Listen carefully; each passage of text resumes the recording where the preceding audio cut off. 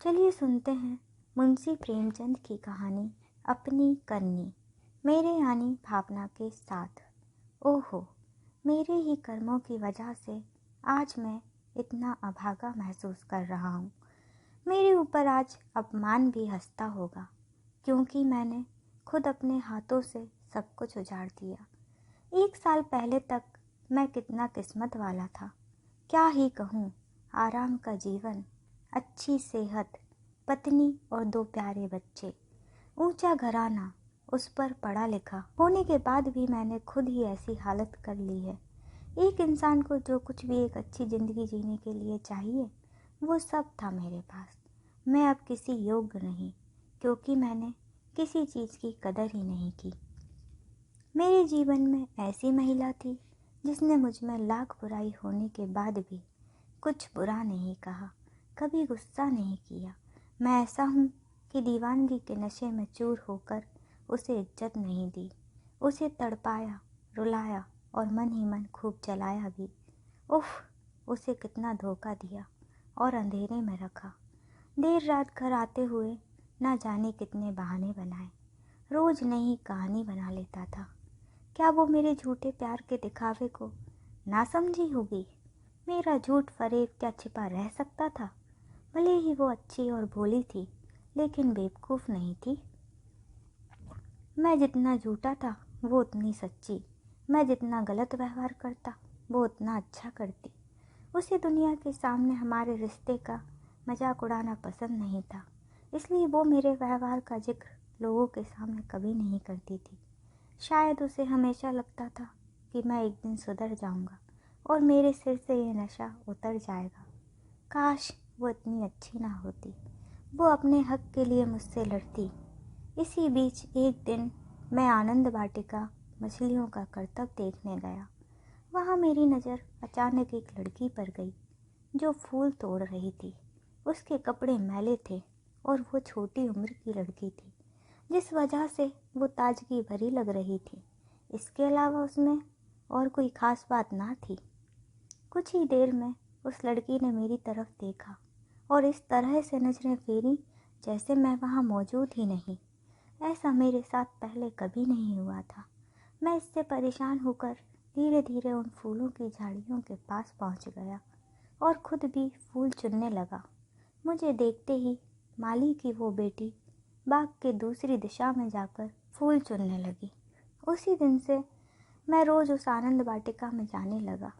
ऐसा नहीं था कि मुझे उस लड़की से प्यार हो गया था, बस कुछ पाने का मोह मुझे वहाँ खींच कर ले जाता था। मैं रोज़ रूप बदल कर वहाँ जाता, लेकिन हाथ कुछ ना लगता। प्यार की बातें होना तो दूर, वो मेरी तरफ देखती भी ना थी। इस योजना से जब काम नहीं चला तो मैंने नई तरकीब सोची। अगले दिन मैं अपने बुलडॉग टॉमी के साथ आनंद वाटिका गया।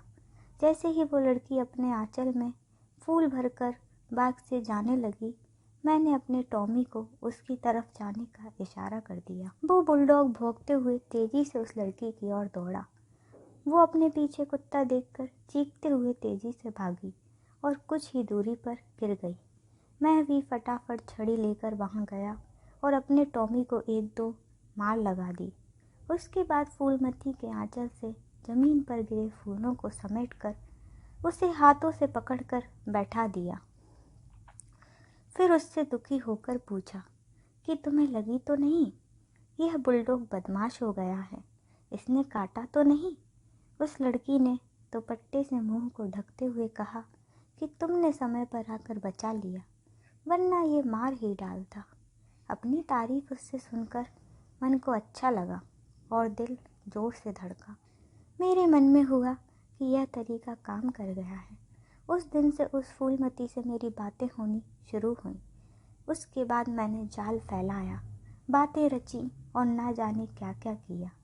इन सब तरकीबों के बारे में दिलफेक किस्म के लोग जानते हैं। ऐसा नहीं था कि मैं उस लड़की के सौंदर्य से प्रभावित था, क्योंकि मेरी पत्नी इंदु से सुंदर कोई हो ही नहीं सकती थी। फिर भी ना जाने क्यों मैं उस फूलमती की धसी हुई आंखों और गालों पर फिदा हो रहा था। होते होते मैं खुद मोहब्बत के जाल में फंस गया। घर बार मुझे कुछ भी अच्छा नहीं लगता था, लेकिन मेरे इस प्रेम के बारे में किसी को खबर ना हो, इसलिए मैं घर में इंदु से काफ़ी प्यार से बातें करता था। इस नाटक का एक ही कारण था कि मैं अपनी हरकत को इसके पीछे छिपा सकूं। वक्त के साथ मैंने ये नाटक बंद कर दिया और घर व पत्नी की ज़रूरतों से मुंह मोड़ लिया। सच कहूँ तो पत्नी से कुछ भी कहते हुए डर लगता था कि कहीं उसके मन की बात जुबान पर ना आ जाए। यूँ तो मैं कभी भी जौहरी की दुकान पर गया नहीं था, लेकिन अब मेरा वहाँ आना जाना होने लगा। मेरा वक्त, पैसा, सब कुछ सिर्फ फूलमती का ही था। एक दिन मैं हमेशा की तरह शाम के समय आनंद वाटिका में घूम रहा था। तभी मैंने फूलमती को देखा। वो मेरे दिए हुए गहने और रेशम की साड़ी पहनकर फूल तोड़ रही थी। उसी वक्त राजा भी कुछ दोस्तों के साथ वहां पहुंच गए। फूलमती राजा को पहचानती थी, इसलिए तेजी से झाड़ी की तरफ छिप गई। उस वक्त महाराज को जाना तो था पानी के कुंड के पास, लेकिन वो बाग की तरफ ही चले गए। वहाँ उन्होंने झाड़ी के पीछे फूलमती को छिपते हुए देखा। देखकर गुस्से में पूछा, तुम कौन हो और यहाँ क्या कर रही हो? उस समय आनंद वाटिका के सारे लोग मेरी तरफ ही देखने लगे। मुझे भी लगा कि झट से जवाब दे देना चाहिए, नहीं तो पता नहीं क्या हो जाए। मैंने कहा, महाराज, ये यहाँ के माली की बेटी है। यह सुनते ही राजा और बिगड़ गए। उन्होंने पूछा, यह माली की बेटी है? इसके कपड़े, गहने, इन सबको देखकर कहाँ से लग रहा है कि यह माली की बेटी है? तभी माली भी वहाँ पहुँच गया और उसने जवाब में कहा, साहब, यह मेरी ही बेटी है। राजा ने गुस्से में पूछा, तुम्हारी तनख्वाह कितनी होगी? माली ने बताया, 5 रुपये। फिर राजा ने पूछा, क्या यह शादीशुदा है? माली जवाब में बोला, नहीं। यह सुनते ही महाराज ने नाराज होते हुए कहा, इसका मतलब तू चोरी करके इसे ये गहने और रेशम की साड़ी देता है। अभी मैं तेरी शिकायत पुलिस में करता हूँ। कमाता है 5 रुपये और बेटी को गहनों से लदा रखा है। महाराज के पैर पर गिरकर माली बोलने लगा, साहब, मेरी वफादारी पर सवाल मत उठाइए। ये इस लड़की की ही हरकत है। आजकल ये बड़े लोगों के साथ उठने बैठने लगी है। इसने मेरी नाक कटा दी है। वहाँ से ही इसे ये सब कुछ मिला है। आप जानते ही हैं अमीर लोग कैसे होते हैं। इतना सब सुनते ही महाराज ने जोर देते हुए पूछा, क्या इसका संबंध किसी सरकारी नौकर के साथ है? माली ने जवाब में हाँ कहा। फिर महाराज बोले, जब भी मैं तुमसे उसका नाम पूछूंगा तुम्हें बताना होगा। वो सिर झुकाते हुए कहने लगा, बिल्कुल महाराज, सच को किसी बात का भय नहीं होता। आप जब भी पूछेंगे मैं नाम जरूर बताऊंगा। उस समय मेरा पूरा शरीर ठंडा पड़ गया।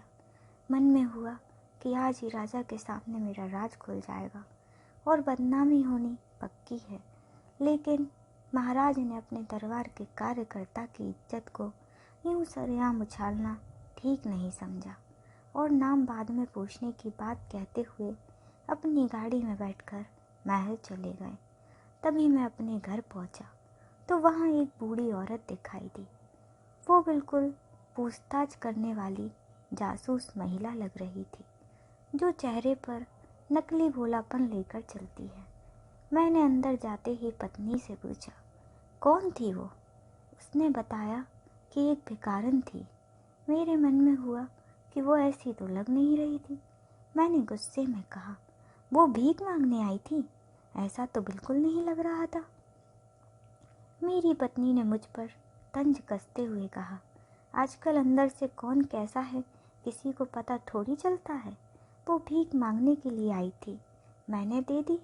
वो कैसी है कैसी नहीं इसकी जांच नहीं की मैंने। तब मैं नाराज होकर पत्नी का हाथ पकड़ते हुए बोला, देखो, जो भी है सच सच मुझे बता दो। मैं तुम पर बहुत भरोसा करता हूँ और मुझे अपनी इज्जत किसी भी चीज़ से ज़्यादा प्यारी है। तुम्हारे बात करने के तरीके से ही मैं समझ रहा हूँ कि ज़रूर कुछ गड़बड़ है। तभी वो रोते हुए बोली, तुम मुझ पर शक मत करो। मैं उस महिला की बात में आ गई थी। और घर का पूरा हाल बता दिया। मेरा गुस्सा कम हुआ और मैंने इंदुमती से पूछा, आखिर क्या हाल बता दिया तुमने उसे? उधर से जवाब आया, सब कुछ। तुम्हारे घर से यूँ मुंह मोड़ना, लापरवाही, बेवफाई, किसी चीज़ की फिक्र न करना, मैंने सब उसे बता दिया। तुम्हें अंदाज़ा भी है कि घर चलाने के लिए मेरे सारे गहने बिक गए हैं। तुमने 3 महीने से घर खर्च के लिए 1 रुपये भी नहीं दिए हैं। इन सब से मेरा मन दुखी था और जब उसने प्यार से पूछा तो मैंने भी सारा हाल कह दिया। लेकिन आज एक बात साफ हो गई कि तुम्हें मुझ पर भरोसा नहीं है, वरना इस तरह से बात नहीं करते। यह सब जानते ही मैंने अपने दोनों हाथों से अपना सिर पकड़ लिया।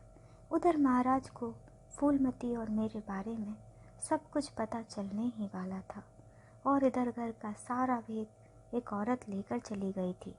किसी तरह रात गुजरी और मैं सुबह दफ्तर पहुंच गया। वहां पहुंचते ही मुझे महाराज का बुलावा आया। मेरे दिमाग में यह बात चल रही थी कि पक्का वो बुढ़िया महाराज की ही भेजी हुई गुप्तचर होगी। उसने सारी रिपोर्ट यहाँ दे दी होगी। यह सोचते हुए मैं महाराज के पास पहुँचा। वो पूजा के कमरे में थे और उनके चारों तरफ कागज ही कागज बिखरे नजर आ रहे थे। उन्होंने मुझे देखते ही नाराज अंदाज में कहा, कुंवर श्याम सिंह, मुझे जो कुछ भी पता चला है उसके बाद तुम्हारे साथ सख्ती से पेश आना होगा। उन्होंने आगे कहा कि तुम यहाँ के पुराने वसीकेदार हो। यह वसीका यानी पेंशन तुम्हारी कई पीढ़ियों द्वारा अपनी जान लगाकर की गई सेवाओं का नतीजा है, लेकिन तुमने अपनी हरकत से उनका नाम भी खराब कर दिया। महाराज ने आगे कहा कि तुम्हें वसीका अपने परिवार पर खर्च करने के लिए मिलता था। तुमने इस वसीके का गलत फ़ायदा उठाया, माली की बेटी पर सब कुछ लुटा दिया। अब मैंने उस वसीके के दस्तावेज से तुम्हारा नाम हटाकर तुम्हारी पत्नी का नाम डाल दिया है, ताकि वो तुम्हारे बच्चों को पढ़ा लिखा कर इस काबिल बना सके कि तुम्हारी पीढ़ियों की तरह वो महल की सेवा करें। तुम्हारी ऐसी हरकत से पीढ़ियों का नाम तो खराब होगा ही और वसीकदारों का नाम भी नहीं बचेगा। तुम्हारी पत्नी ही वसीका पाने के काबिल है और तुमको अब मालियों की सूची में डाल दिया गया है। तुम इसी के लायक हो। अब यहाँ से जाओ और अपनी करनी पर पछताओ। इसके अलावा तुम्हारे पास करने के लिए कुछ है भी नहीं। मेरी गलती ही थी, इसलिए मुझे कुछ भी कहने की हिम्मत नहीं हुई। सब कुछ सुनने के बाद मैं घर लौटने लगा। फिर मन में आवाज़ आई, कौन सा घर? अब तुम्हारा कुछ भी नहीं रहा। धीरे धीरे ये बातें पूरे नगर में फैल जाएंगी और लोग तरह तरह की बातें करेंगे। कुछ झूठी हमदर्दी दिखाएंगे तो कुछ मजाक उड़ाएंगे। फिर मन हुआ कि एक बार फूलमती से मिल लूं, लेकिन लगा कि अब ना वो रौब है और ना ही रुतबा। कैसे उससे मिलूंगा? उसने कहीं भावनाओं में बहकर मेरे साथ चलने की बात कह दी तो क्या करूँगा? अकेले तो जैसे भी गुजारा हो जाएगा, लेकिन उसके साथ चीज़ें मुश्किल होंगी।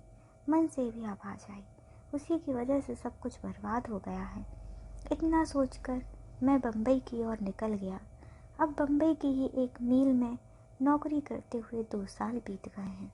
पैसे के नाम पर बस इतना ही मिलता था कि किसी तरह कुछ खा पी लूँ। एक बार मैं चुपचाप से अपने घर गया। वहाँ देखा कि मेरे बच्चे घर के बाहर अच्छे से खेल रहे थे। मेरी पत्नी ने पूरे घर को अच्छे से संभाल रखा था। घर के बाहर 2 लालटेन जल रहे थे। सब कुछ बहुत साफ था। तभी मुझे पता चला कि 2-4 महीने मेरी खोज करने के लिए अखबार में कुछ इश्तिहार भी छपे थे, लेकिन इस मुंह को लेकर मैं कहाँ जाता। मैंने फूलमती को भी देखा। पता चला कि वो किसी नए रईस के साथ है। अपनी ज़िंदगी पर अफसोस करते हुए मन में हुआ कि अब इसी हालत में जीवन जीना होगा। अब चाहे हंसकर ज़िंदगी जी लूँ या रोकर। अपने पास मौजूद किसी चीज़ की मैंने कदर नहीं की और खुद अपनी हंसी खुशी को पैरों से ठोकर मारकर अब पछता रहा हूँ। मैं वो इंसान हूँ जिसने अपने सब कुछ को खुद से ही जला दिया और अब उसकी राख भी नहीं बची। इस कहानी से हमें यह सीख मिलती है कि अपने घर परिवार को भूलकर किसी पराई महिला के चक्कर में पड़ने से सब कुछ बर्बाद हो जाता है। दूसरी सीख यह है कि झूठ छिपाए नहीं छिपता। और यह कहानी यहाँ समाप्त होती है।